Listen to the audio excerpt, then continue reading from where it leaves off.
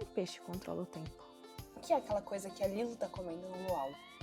Será que aquele cara do sorvete realmente chega a tomar algum? Por que será que Lilo e Stitch é tão amado até hoje? Talvez seja por causa das trapalhadas do Stitch, ou da mensagem por trás do filme, ou talvez seja por causa do Elvis.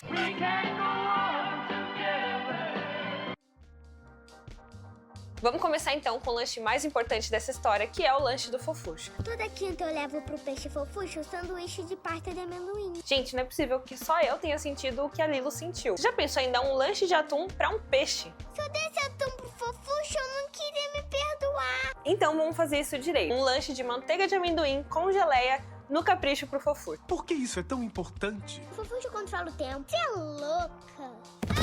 Eu já ensinei a fazer geleia aqui 1 milhão de vezes. Geleia de bacon, geleia de morango, geleia de pimenta. E se você não viu ainda nenhum desses vídeos, eu vou deixar todos os links aqui embaixo, mas é pra você ver depois que acabar esse vídeo. Pra começar a fazer esse lanche, eu vou fazer a manteiga de amendoim, então, já que a geleia vocês já aprenderam a fazer. E pra fazer manteiga de amendoim é muito fácil. Eu já tô com o amendoim descascado e torrado. Esse aqui não é salgado, mas se você quiser dá pra usar o salgado também. É só diminuir a quantidade de sal que você vai colocar aqui. Passando meu amendoim pro processador. Primeiro a gente vai dar uma triturada no amendoim e depois vir com o açúcar e, se for o caso, com o sal também, uma pitadinha.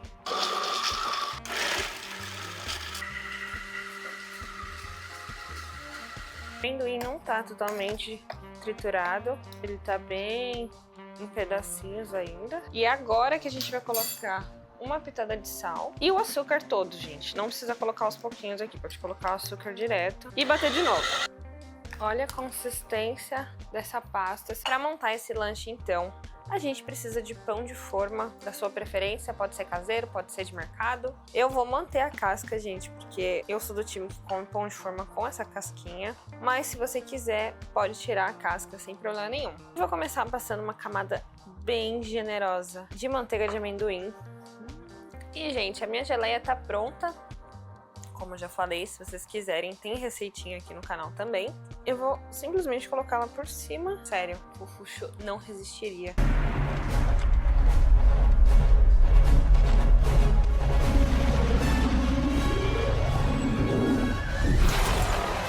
Para fazer esse sorvete, então, já lavei as folhinhas de menta e aqui eu só vou tirar o caule delas para depois a gente ferver na água. Tô separando aqui as folhas do caule porque a gente vai ferver essas folhas. Não tem necessidade de ferver com caule, então é até melhor para você separar, tirar a folha que tiver machucada, essas coisas assim. E galera, é aquele negócio, né? Tem 2 jeitos de fazer sorvete de chocomenta. Ou ele vai ficar com gosto de pasta de dente, ou ele vai ficar muito gostoso, refrescante.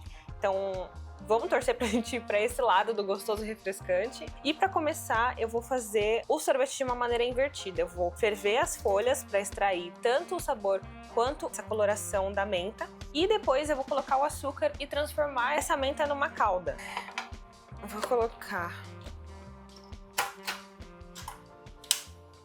2 xícaras de água pra ferver. E aí, galera, ferveu. Eu vou colocar as folhas aqui dentro, elas amolecerem bem, virar uma caldinha mesmo. E depois disso eu vou colocar o açúcar. Ó, gente, a água começou a ferver, eu vou jogar todas as folhas aqui. E aqui tem aproximadamente 1 xícara de menta, ou pode ser hortelã. A diferença é que a hortelã é um pouco mais ácida do que a menta, então prefira usar a menta para fazer o sorvete de chocomenta, vai ficar mais agradável de você comer, mas se você usar hortelã também não tem problema nenhum. Eu vou tampar essa panela, nem minha tampa. Tampar essa panela e deixar um pouquinho aqui fazer infusão, que nem chá mesmo. E daqui a pouco a gente volta pra ver como é que vai ficar essa água. Ó, já mudou de cor a água. Tá mais um amarelinho, um verde bem clarinho. Se você quiser aquele verde bem forte, bem verde mesmo, nem a folha, eu recomendo você usar um corante. Mas eu não gosto muito de usar corante, então eu vou no verde natural aqui. Eu vou deixar um pouquinho mais tampado. E daqui a pouco eu vou colocar o açúcar e deixar ferver e engrossar um pouquinho mais. Ó, dá pra ver já a água aqui com outra cor. Eu acho que já ferveu o suficiente, já mudou de cor, a folha tá bem molinha. E agora eu vou pegar essa folha toda aqui e tirar. Eu vou ligar o meu fogo de novo e vou colocar o açúcar pra engrossar essa calda aqui. A quantidade de açúcar tá na descrição, mas de qualquer forma, eu tô colocando aqui meia xícara de açúcar. Nossa caldinha já engrossou bem, com mais carinha de calda, mais grossinha, mais encorpada. O que eu vou fazer? Eu vou deixar esfriar completamente, porque pra fazer o sorvete, essa calda quente nem pensar.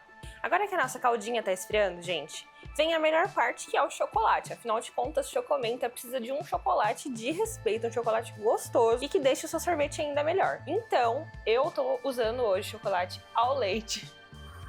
Porque, gente, eu tenho um problemão com Chocomenta. Então, eu não vou colocar o chocolate meio amargo, que é o tradicional para esse sorvete, porque eu não gosto muito de Chocomenta. Então, gente, precisa ter um contraste, um pouquinho mais doce. Não sei pra vocês, mas pra mim. Aqui tem os 70 gramas de chocolate e vocês vão perceber que é a mesma proporção de chocolate, é a mesma proporção de açúcar. Então, tudo tá equilibrado, não uma coisa se destacar e apagar a outra.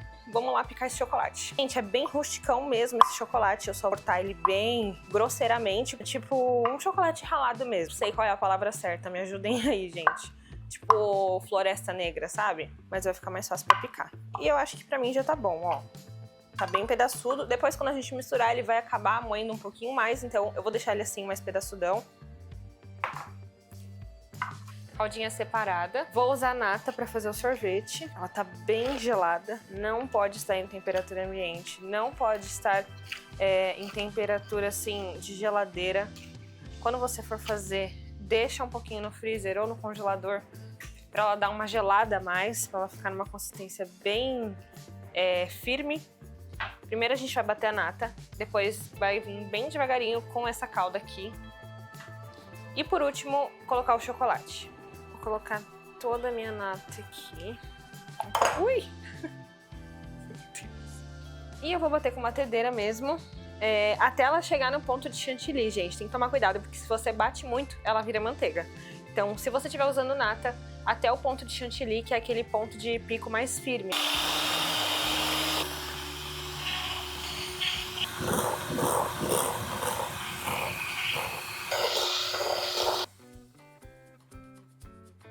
Essa já chegou no ponto que a gente quer, ela tá bem mais firme. Vou começar a bater em velocidade mais reduzida e agora eu vou colocando aos pouquinhos essa calda de menta, bem aos pouquinhos mesmo, gente. Bom, gente, talvez a gente tenha que recorrer pro corante, porque a cor da nossa calda deixou um verde muito claro, acho que não dá nem pra ver na câmera. Eu vou pegar o corante, vou ter que misturar azul com amarelo. Umas verde escuro aqui já, gente. Vamos colocar uma gota.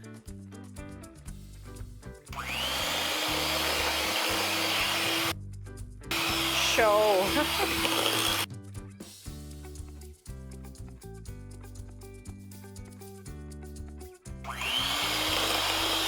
Por último, gente, eu vou colocar o chocolate. E agora eu vou misturar bem delicadamente.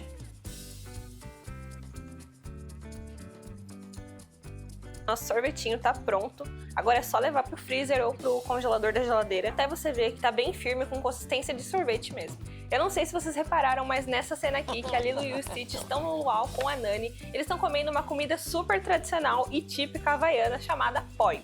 Inclusive, a Nani pergunta pra Lilo por que ela não comeu, porque ela achava que a Lilo gostava muito dessa comida. Ah, nem comeu ainda sua batata doce. Você gostava de comer. Sobremesa! Tentar recriar do zero essa comida havaiana, ou pelo menos tentar criar de maneira semelhante a ele, já que eu não tenho todos os instrumentos e todos os ingredientes que eles têm, mas a gente vai tentar reproduzir aqui e tirar a prova pra ver se é gostoso ou não.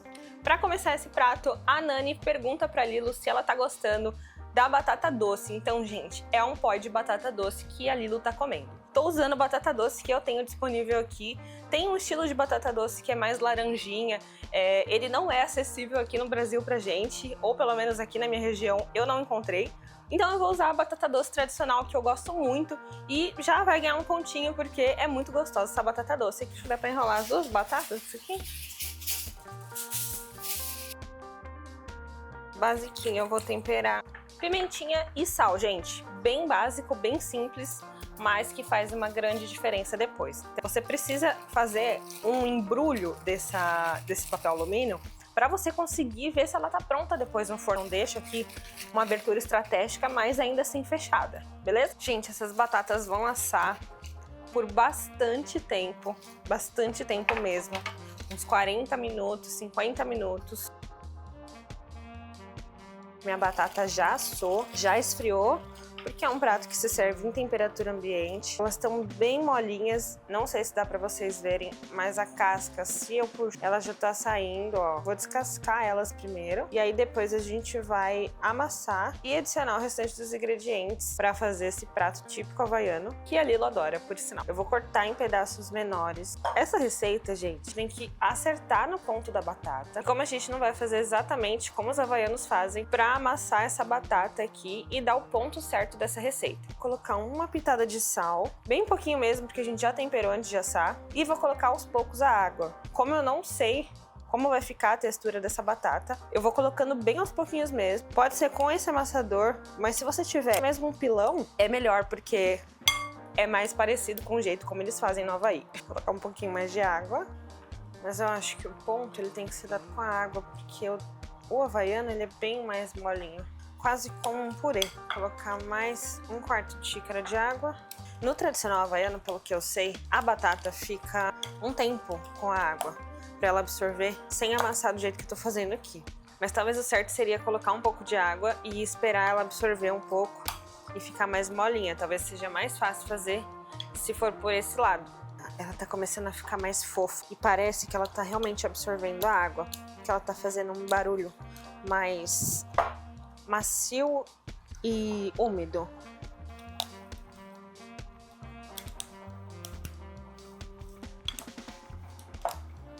Vou colocar de uma vez, gente. Agora sim. Agora ela já tá com uma aparência bem melhor. Eu tava com medo de colocar água, mas a batata ela absorve muito. Então não vai ficar esquisito. Ela vai ficar mais macia. Ó, agora ela tá perfeita. Não preciso nem mais amassar. Não tá desmanchando, ó. Eu tô com ela na colher e ela não vai cair. Obviamente que não vai ficar igual o deles, né, gente? Pra mim tá ótimo, o sal já tá o suficiente. Agora vamos empratar.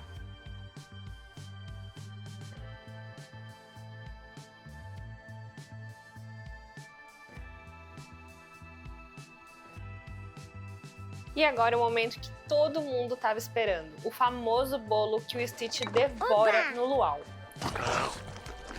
Ei!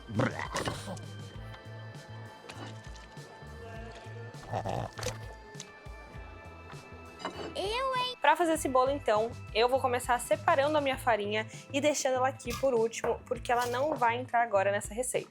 Esse bolo que eu tô fazendo não vai leite, então a água quente é o que vai fazer o bolo ficar mais macio, mais fofinho, é o que vai fazer diluir tudo. Então essa etapa é extremamente importante, gente. Esquenta a água antes de qualquer coisa nesse bolo. Água quente para dentro, eu vou colocar o chocolate em pó. Primeira coisa que eu vou misturar, porque precisa estar bem dissolvido nesse bolo, é o chocolate em pó. Dissolveu bem esse chocolate, coloca o açúcar todo. E aqui não precisa peneirar o açúcar, gente. A água tá quente, então esse açúcar vai diluir muito melhor aqui. Tudo muito rápido e prático para fazer esse bolo, galera. Depois do açúcar e do cacau, eu vou vir com óleo.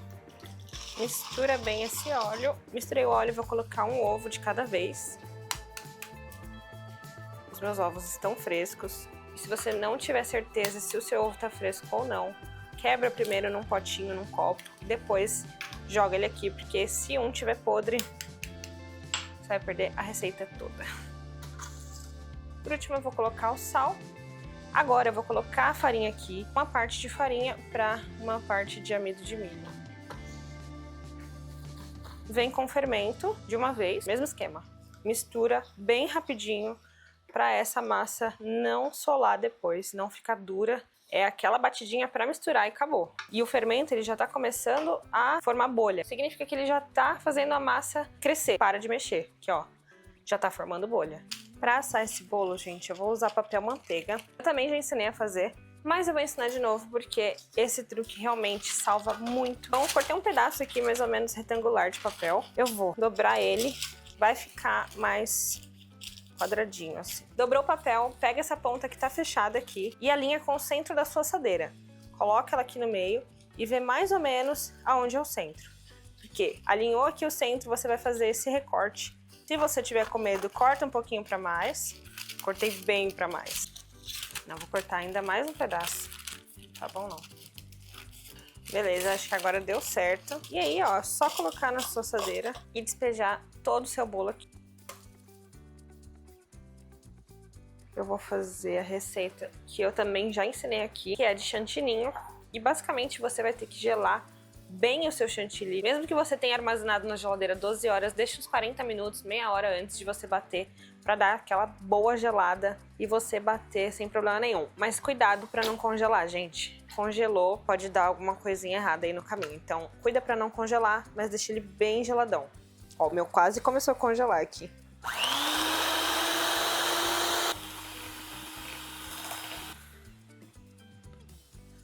Jogo o leite em pó. Eu vou dar uma leve misturada, só para esse leite em pó não voar. Bater só para misturar e tá pronto.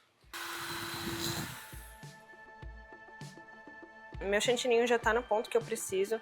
Se você quiser um pouco menos aerado do que esse aqui tá, se você quiser com uma consistência mais cremosa, é só dar o ponto com leite condensado. No máximo 2 colheres já dá para deixar uma consistência um pouquinho menos aerada e mais cremosa do que essa aqui.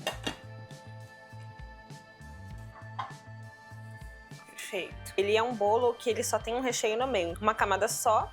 Vamos cortar no meio e passar pra cá. Eu quero manter esse topo liso, usar pra parte de baixo essa parte que a gente acabou de cortar aqui.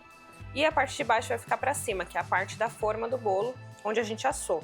Ela tá bem retinha, então acho que vai ser ideal pra ficar em cima. E a gente passar a cobertura. Beleza, acabamos a primeira camada, eu vou colocar a outra parte do bolo em cima, com bastante cuidado, pra ela ficar bem retinha. E agora sim a gente vai limpar toda essa bagunça aqui, porque a gente vai confeitar esse bolo. E eu não quero farelo no meu chantilly, não.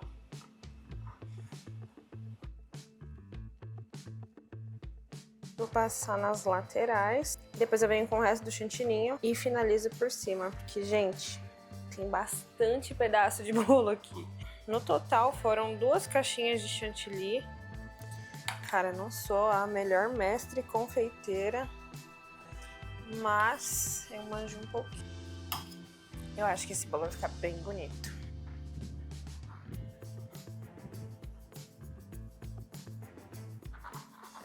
Gente, eu juro que eu tentei achar cereja de verdade, mas não é época e não tem lugar nenhum pra vender. Eu me rendi e resolvi usar para esse bolo a cereja em conserva, que não vai ficar tão gostosa e tão bonita quanto a cereja de verdade, mas vai ficar boa também e vai ficar bonito, vai, gente. Fala sério, não tá a coisa mais linda esse bolo? Tá realmente parecido com o da Lido, gente. Cara, ficou muito bonitinho mesmo. Vamos cortar ele agora. Olha esse bolo, que coisa mais linda. Que nota você daria para este bolo? Se alguém me dissesse que a comida de Lilo e Stitch existia de verdade, eu duvidaria. Mas olha isso! E depois de ver esse filme tantas vezes, a gente sempre se perguntou como seria o gosto de cada uma dessas comidas. E aqui está, gente. Valeu a pena cada segundo. Muito obrigada por cozinhar comigo. E já sabe, o próximo episódio pode ser a receita que você comentar aqui embaixo. Um beijo e até a próxima!